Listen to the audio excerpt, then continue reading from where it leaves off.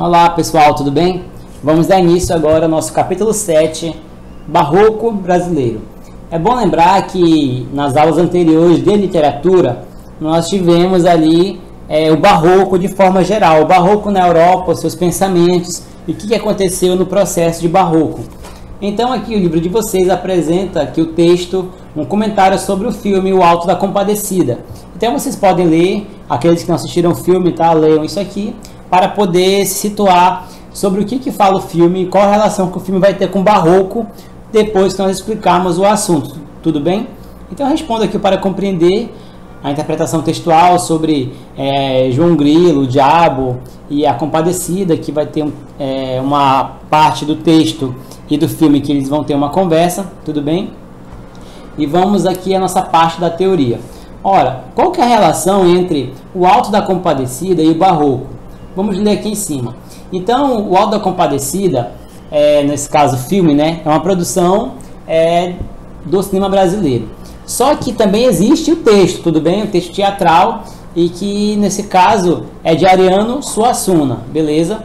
Então, é uma história que se passa nos anos de 1930, tem o sertão nordestino como pano de fundo, apresenta personagens ricas e estereótipos, beleza? Então, nós temos lá o Chicó, o João Grilo, nós temos o padre, nós temos lá o padeiro, a sua esposa, e assim por diante são os personagens desse texto, tudo bem? Mas os principais são o Chicó e João Grilo, que sofrem com a fome e a miséria, e com isso manipulam os demais em favor de sua sobrevivência. Temos o padeiro, como eu falei, Dora, a esposa infiel, o bispo e o padre, e o cangaceiro Severino, né, que invade as fazendas e vilas. E Severino é o mesmo Lampião, tá? Para quem não conhece, Severino aqui é o Lampião. Então esse aqui é o contexto que se passa a obra. E nessa perspectiva das personagens, aliada a uma caracterização alegórica, dramática, repleta de detalhes e trejeitos, é o que aproxima o Alto da Compadecida da temática barroca. Uma vez que o barroco também se ocupava de temas como moral e religião, e dos conflitos existenciais causados pela oposição entre desejos humanos e a vontade divina. Então, entendendo que o filme anterior, influenciado pelas características barrocas, mescla elementos da cultura regional, que você estudará neste capítulo, como o barroco chegou ao Brasil e de que forma influenciou a literatura e a produção artística brasileira. Então, lembrando que o barroco, como vimos na última aula de literatura, capítulo 6, ele traz o seguinte, aquela questão da oposição do homem. O homem está sempre ali em conflito, né? Conflito de pensamento, conflito de ideias. Então o que acontece? O homem está no meio de uma transição ali do teocentrismo para o antropocentrismo, onde o Deus deixa de ser o centro do universo e passa o homem a ser esse centro. Então tem um processo religioso muito grande. A Igreja Católica perde muitos fiéis e ela busca de uma outra forma trazer fiéis à fé cristã. Então o homem fica na dúvida, será que realmente Deus existe? Se ele não existe? E fica essa discussão entre a moral e a religião, tudo bem? Então aqui temos a imagem de Ariano Suassuna, vocês podem pesquisar no YouTube, tem vários vídeos dele, tá? Então o barroco pode ser considerado a primeira escola literária a se consolidar no Brasil, visto que o quinhentismo, que nós vimos logo no início, ele não é escola literária, porque os autores que estavam no Brasil naquela época, todos eram europeus, né? O índio não sabia escrever, lógico. Então, esses autores que estavam no Brasil, esses escritores, falavam sobre o Brasil, entendeu? Então, é muito diferente do que falar do Brasil ou falar sobre o Brasil. Então, por isso, lá o quinhentismo não é uma escola literária. Então, temos o barroco, onde começa-se a escrever obras no Brasil que fala do Brasil de uma forma mais própria, mais apropriadamente, digamos, do Brasil. Então, o que acontece? Um ponto de relevância para se compreender a difusão da literatura barroca no Brasil é uma das características explicadas no capítulo anterior. A humanidade vivia sob os requisitos dos cânones ditados pela, então, decadente Idade Média, período da história mundial marcado pela influência da Igreja e pela espiritualidade. Beleza?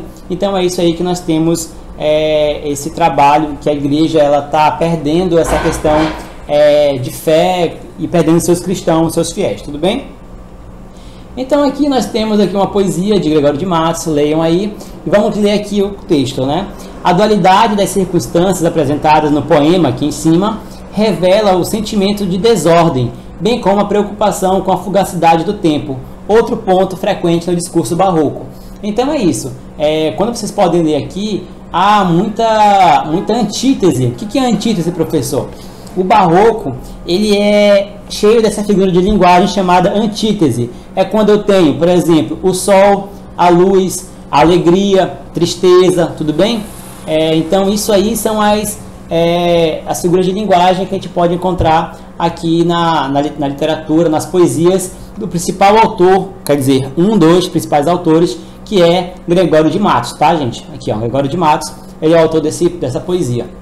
Então decorem aí esse autor como um dos principais, e que há presente na literatura dele, na poesia dele, é a figura de linguagem chamada antítese, tudo bem?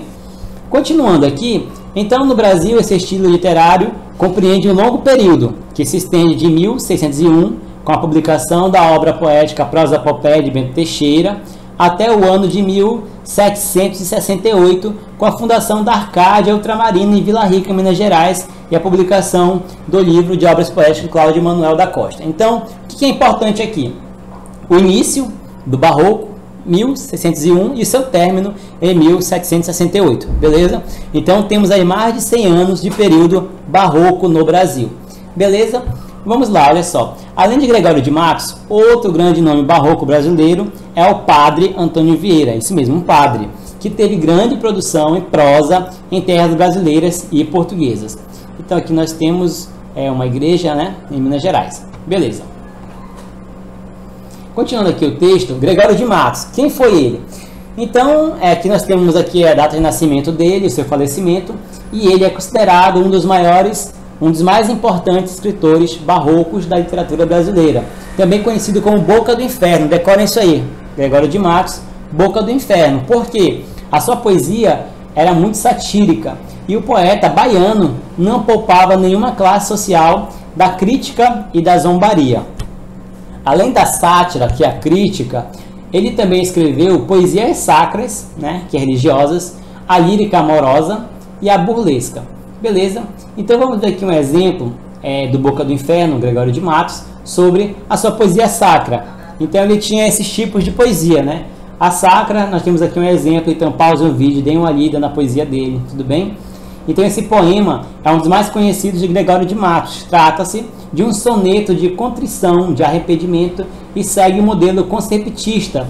Nele pode-se observar o raciocínio engenhoso de um pecador que advoga a sua causa à procura de convencer a Deus de que merece perdão. Então nós temos essa questão conceptista da linguagem. Eu queria só mostrar para vocês, deixa eu ver se consigo abrir aqui para mim digitar para vocês, uma característica muito importante que vocês precisam escrever aí no caderno de vocês, tudo bem? Então, pessoal, quando falamos em barroco, é importante saber que a linguagem do barroco era dividida em linguagem através do cultismo e do conceptismo. O que seria isso? O cultismo é quando eu tenho a minha linguagem muito... vou botar aqui, linguagem rebuscada, tá? Uma linguagem rebuscada. O que é linguagem rebuscada? É uma linguagem difícil, em que os verbos estão fora de posição, em que os verbos estão trocados com sujeito, é uma linguagem difícil de entender. E o conceptismo é uma linguagem em que representa uma ideia. O que interessa aqui não é como que o autor sabe escrever uma forma gramatical perfeita, utilizar a norma padrão, a norma culta da linguagem, da língua portuguesa. Mas o que importa para o conceptismo é a ideia, é o conceito, tudo bem? E aqui no cultismo é a linguagem rebuscada, é algo que é culto, é uma língua mais culta, tudo bem? Então, anotem isso aí, cultismo e conceptismo, porque isso aqui é muito importante para o barroco, tudo bem? Vamos aqui então continuar. Então vamos entender um pouco sobre a poesia lírica amorosa de Gregório de Matos. Então nós vimos aqui que na poesia sacra, o que tem escrito aqui, que segue o modelo o quê? Conceptista. Quer dizer que o que importa aqui, ó, é a ideia, tá? é a ideia. Nessa poesia, o que importa para ele é a ideia que deve ser passada, aquela questão do perdão e do arrependimento de um homem. Tudo bem? Na lírica amorosa, observe o seguinte, que abre um amplo campo temático. Nesse caso, tem a idealização do amor, em outros exemplos também, a psicologia amorosa expressando a timidez ou do eu lírico que ama e que teme o desprezo da amada. Frequentemente, seus versos chegam também a um realismo cômico, como o poema seguinte. Então aqui nós temos o poema, pausem aí o vídeo, leiam o texto no livro de vocês, tudo bem? Vocês possam entender isso aqui. Então aqui é a questão da lírica, né? A questão do amor, psicologia amorosa e assim por diante, beleza? E temos também a poesia satírica dele, que é a mais famosa. Então, na poesia satírica, esse autor, ele criticava, né? Criticava muito a questão da política.